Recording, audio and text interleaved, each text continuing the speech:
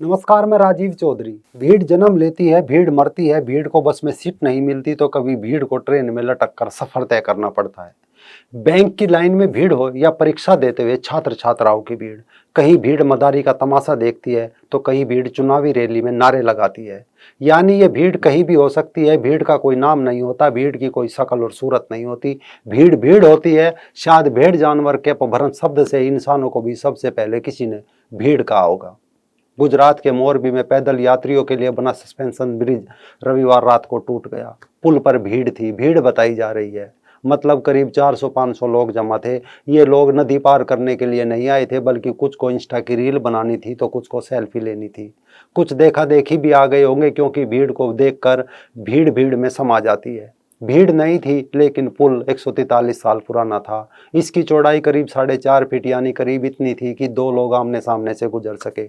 इसकी लंबाई 233 मीटर बताई जा रही है। इतनी कि अगर 500 लोग एक साथ पुल पर खड़े हो जाए तो हर कोई लगभग एक दूसरे को टच करता हुआ दिखाई देगा। बताया जा रहा है कि अचानक पुल डोलने लगा और टूट गया, जिसमें करीब 141 लोग मौत के मुंह में समा गए। मृतकों में महिलाएं भी थी और 30 से अधिक बच्चे भी शामिल थे। बाकी ब्रिज की केबल जाली थामे रहे 200 से अधिक लोगों को बचा लिया गया, किंतु फिर भी भीड़ का एक बड़ा हिस्सा मौत के मुंह में कहीं ना कहीं समा गया। चीख पुकार मची तो ऐलान कर दिया गया कि मरने वालों को सरकारी कोष से 2 लाख और घायलों को 50,000 रुपए दिए जाएंगे। ये पिछले 2 दिन की देश की बड़ी खबरों में से एक खबर है, जिसका विश्लेषण तमाम चुनावी चैनलों और नेताओं के इवेंट चैनल ने अपने अपने तरीके से किया है। अधिकांश इसमें गलती भीड़ की यानी आम जनता की बता रहे हैं।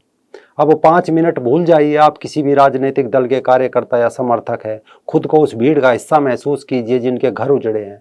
उन परिवारों का सदस्य महसूस कीजिए जिनकी शमशान घाट में लाइन लगी लाशों की भीड़ है। रोते बिलखते उनके परिजनों का हिस्सा महसूस खुद को कीजिए। खुद से सवाल कीजिए, विश्लेषण कीजिए, सही या गलत कौन है। क्योंकि अगर आज जवाब तलाश कर लिया गया तो अगला कोई भी हादसा टल सकता है। मोरबी का भी ये जो पुल टूटा है, ये ब्रिज 20 फरवरी 1879 को शुरू किया गया था। 143 साल पुराना होने के कारण इसकी कई बार मरम्मत हो चुकी है, यानी ये एक ऐतिहासिक पुल है। इस कारण पुल का हाल ही में 2 करोड़ की लागत से 6 महीनों तक रेनोवेशन हुआ था और गुजराती नववर्ष यानी 26 अक्टूबर को ये दोबारा खोल दिया गया था। आगे बढ़िए। मोरबी का यह ऐतिहासिक पुल शहर की नगर पालिका के अधिकार में है और नगर पालिका ने इसकी मरम्मत की जिम्मेदारी Ajanta Oreva group of companies को सौंपी थी। ये इलेक्ट्रॉनिक घड़ियों, कैलकुलेटर, घरेलू उपकरण और एलईडी बल्ब बनाने वाली कंपनी है। कोई भी नया पुल हो या किसी पुराने पुल का रेनोवेशन किया गया हो, उसको शुरू करने से पहले जरूरी है उसकी मजबूती की विशेषज्ञ जांच करते हैं। ये परखते हैं कि ये कितना भार सहन कर सकता है। अब मोरबी के नगर पालिका के मुख्य अधिकारी संदीप सिंह झाला कह रहे हैं कि ओरेवा ने प्रशासन को सूचना दिए बिना ही लोगों को पुल पर जाने की इजाजत दे दी थी, यानी हादसे की जिम्मेदार कंपनी है। लेकिन कंपनी के बचाव में मीडिया के एंकर कह रहे हैं कि जब पुल की क्षमता 100 लोगों का वजन सहन करने की थी तो 500 लोग वहां क्यों गए। लेकिन यह सवाल तब जायज हो सकता था अगर पुल के दोनों छोर पर ऐसा कोई दिशा निर्देश का बोर्ड लगा होता, मगर ऐसा कुछ नहीं था। कंपनी को पैसा कमाना था, जिसके लिए पुल पर जाने के लिए बड़ों से 17 और बच्चों से 12 रुपए का टिकट वसूला जा रहा था। ओरेवा कंपनी ही टिकट के पैसे वसूल रही थी। पुल के दोनों तरफ गार्ड मौजूद थे, लेकिन वो भीड़ की संख्या नहीं, बस टिकट चेक करने के लिए दोनों सिरों पर खड़े थे। अब आपको लग रहा होगा ये तो गार्ड की गलती है, लेकिन सवाल ये नहीं है कि 10 से 12 हजार रुपए का वेतन पाने वाले गार्ड की गलती कितनी है। सवाल ये है कि वहाँ मौजूद गार्ड भीड़ की संख्या जांचने के लिए खड़े किए गए थे या टिकट जांचने के लिए। अब प्रथम जांच में फोटो और वीडियो देखकर सस्पेंशन ब्रिज बीच से ही टूटता दिखाई दे रहा है, लेकिन ब्रिज के टूटने की शुरुआत कहां से हुई इसकी पुख्ता जानकारी अभी मिलना बाकी है। जानकारी मिल भी जाए तो कौन सा लोग जिंदा वापिस हो जाएंगे, क्योंकि लाइफ में कोई रीटेक नहीं मिलता। किंतु परंतु को सवालों से बाहर फेंक दे। अब सीधा सवाल यही है कि इस तरह लापरवाही से पुल का टूटना कोई तो जिम्मेदार होगा। जब इस जिम्मेदारी की बात आई तो विपक्ष सरकार पर और सरकार विपक्ष पर आरोप प्रत्यारोप लगाने लगे, वो भी ये कहकर कि इन हादसों पर राजनीति नहीं होनी चाहिए। खैर, पुल टूटा, लोग मरे तो गिरफ्तारी होना लाजमी था। इस कारण इसमें भी गिरफ्तारी हुई, लेकिन गिरफ्तार किन्हें किया गया? जिन 9 लोगों को गिरफ्तार किया गया उनमें 2 मैनेजर, रिपेयरिंग का काम करने वाले 2 दिहाड़ी मजदूर, 3 सिक्योरिटी गार्ड और 2 टिकट क्लर्क शामिल है।